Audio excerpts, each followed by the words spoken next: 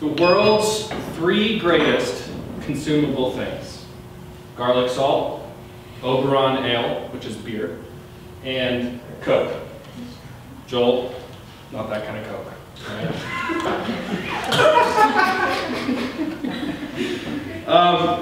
What do all 3 of these things have in common, besides, backed by research, being known as the greatest 3 things to consume? They all require refinement.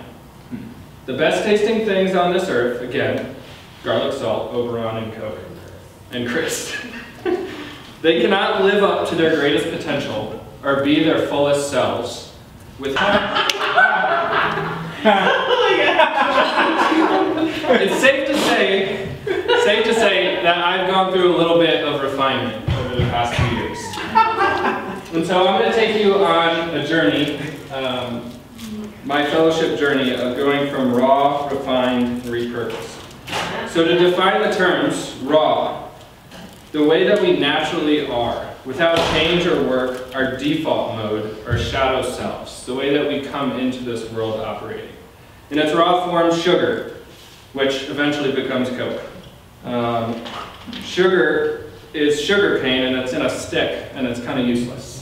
For beer, it's a leafy hop, which is bitter and makes you want to throw up.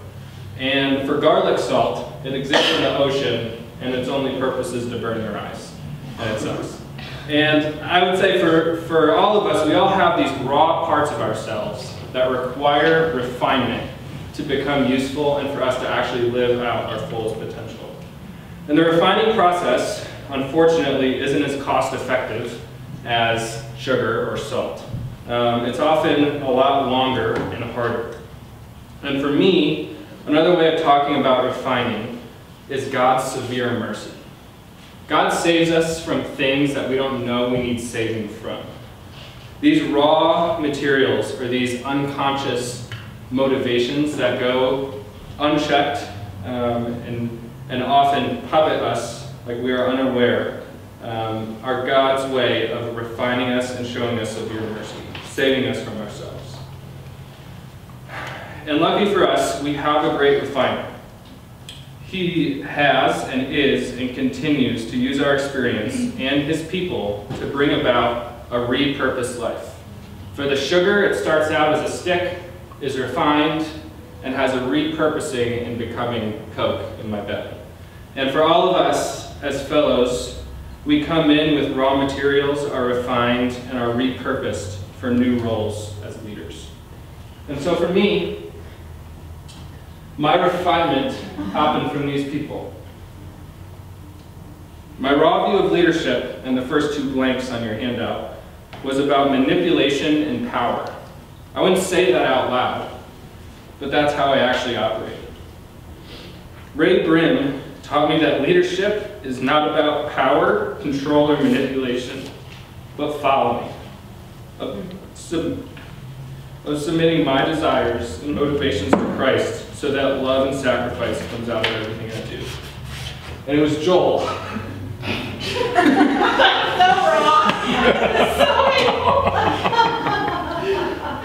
Who taught me that leadership, like love, is patient and kind, not rigid or manipulative.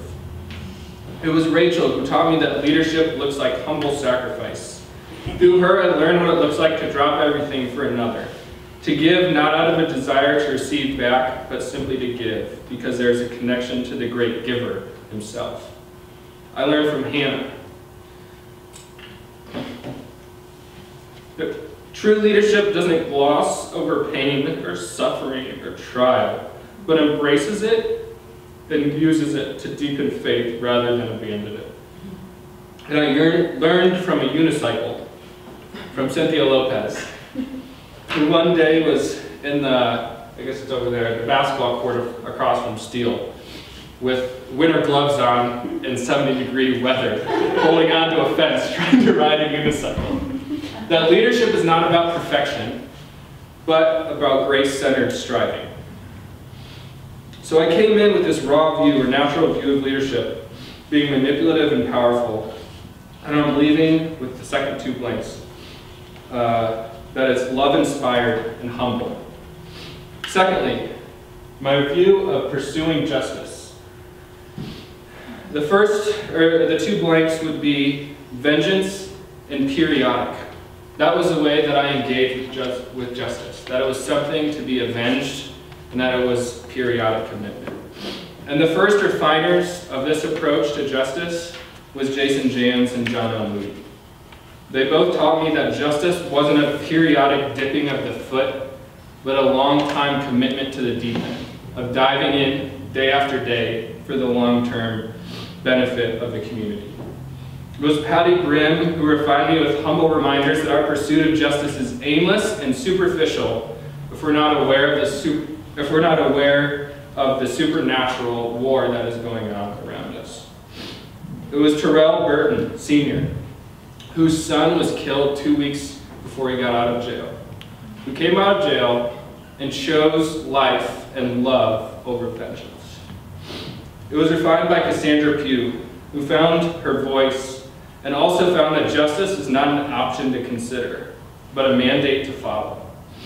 And it was Juan Pena, who taught me that pursuing justice is not rooted in high-minded idealism or arrogance, but open grills, and loving your neighbor. Because when you love your neighbor, you understand justice in a whole new way. And so after coming in with this raw belief that justice is about vengeance and it's periodic, I left with the same thing as the first one, that is love-inspired and humble. The next thing, coaching.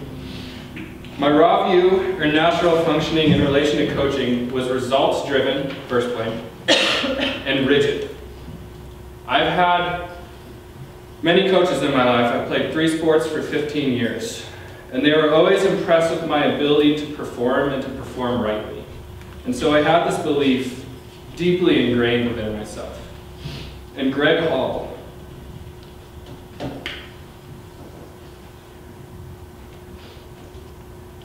taught me that the end goal of coaching is not good behavior or right answers, but exploring questions and becoming aware of why our behavior is the way that it is. Christy Graydon taught me that sometimes we have to self-coach ourselves, that an internal drive lies deep within us that just needs to be wakened up. And Jeff Cook, who has coached thousands of people across the world with his keyboard, with humble and unflinching faith. He's showed us that the coach's role, and showed me that the coach's role is to help who I'm coaching believe that they're stronger than they think. And that if our strength resides in something outside of ourselves, we can conquer mountains that we didn't even think we could. Coaching too, after being refined, became about being love-driven and humble. Lastly, this is back to Taylor. Why don't you look at that? Why don't you look at that for a second? Okay, I won't make anyone throw up. So, lastly, for Taylor, the first 2 blanks would be perfectionism and shame. And these 2 raw materials have been in the refining pot for years. And sometimes I feel that I'm not even close to the other side, that I'm still raw. But refinement, like sanctification, is hard and it's long, but it's worth it. And luckily, I'm not in control of the levers. Luckily, this hyper-maturation chamber, as Curtis Minter, is he back there? As Curtis Minter likes to call it, or in my own words, this hyper-refining chamber. Through the fellowship, God revealed the depths to which my raw materials were puppeting everything that I was doing. And brought me to my knees several times where I had to give up control of the lever and allow him to refine me. Yeah, this is going to be another minute. All in all, there are many refining moments in my life over the past 2 years. The homeless protest that we organized and led, Our church acting like pretend security at the Pride Fest. I meant to change that. Learning how to listen through the Listening Project. Starting an organization. Flailing at starting an organization. Coaching over 20 leaders and having over 100 coaching sessions and over 1,000 text messages. Organizing and helping to run over 65 family gatherings. Leading 3 fellow huddles. 50 counseling sessions, which I actually don't know if that's something to brag about. Journaling every day for the past 90 days because it's good for me, and reading over 30 new books, or at least looking at them. But more than refining moments and refining numbers, I had Delta.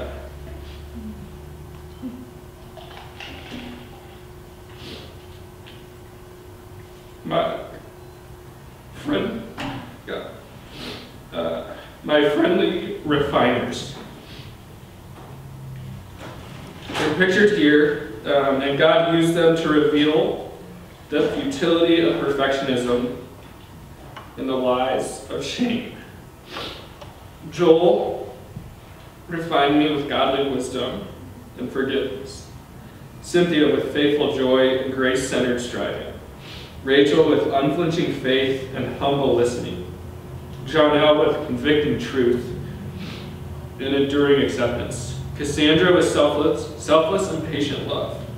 Christy with determination and grit. Hannah with a transparent heart and sturdy foundation. I needed each one of you. And I'm grateful for you. And it's now that I'm able, not perfectly, but with grace-centered striving, to be love-inspired, your last 2 blanks, and humble, in whatever that I do next. That is all I got. Thanks, guys.